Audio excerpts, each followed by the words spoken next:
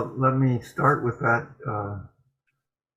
We work with the philosophy as Rogers put it out first. He's the originator, and then we talk about the variations that are possible that have so far. Rogers himself went through several different conceptions of how to practice what he was thinking about and what he was experiencing, and that led to people at different who knew him at different stages of his own professional development to staying with one portion that they learned while they were with him.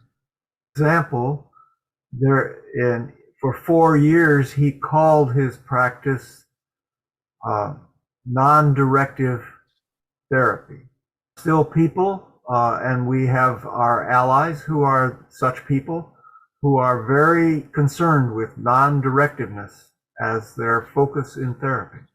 We're going to have a workshop in a few weeks, not in Russian, and one of those people will be our guest, who will demonstrate her ability and her way of doing things with clients.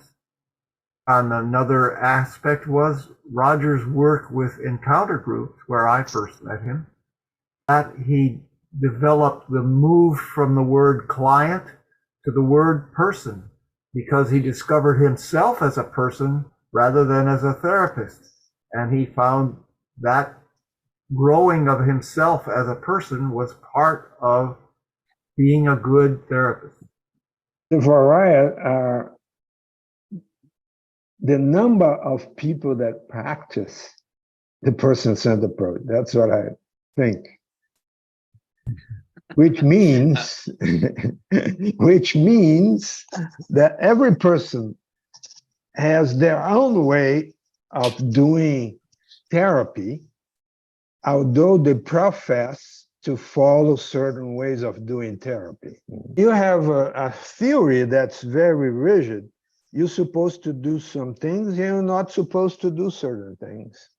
In the person-centered approach, some people say that you should be this way, you should be that way, you cannot do this, you cannot do that.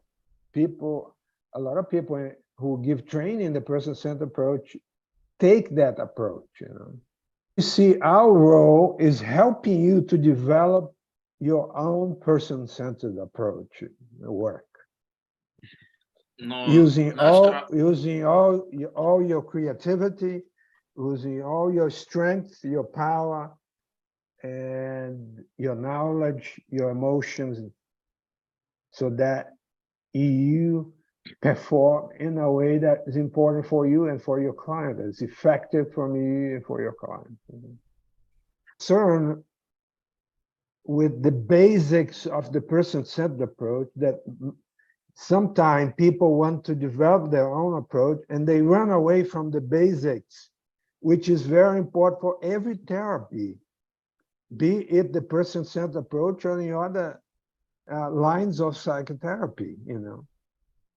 Very important for you to understand, and that was for me, to understand deeply what Rogers was talking about, his theory of personality, and how congruent the whole Rogers theory is, the person-centered approach, how congruent it is.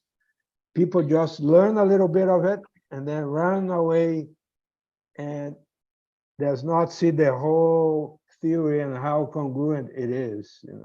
Remember Gendling from Focusing. One day I was talking to him and he said to me that he did his own thing called focusing. But if that did not go forward with the client, if there was any blockage or anything, he would come back to the basics of being person-centered again.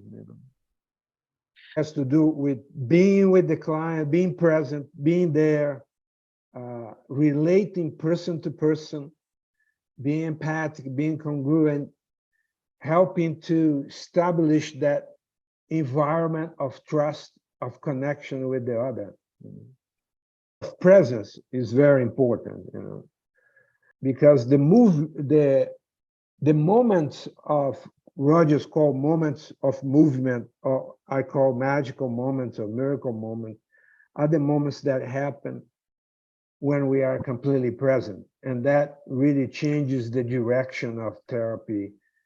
People learn something, they have an insight, they learn how to cope differently with life and what's going on with them.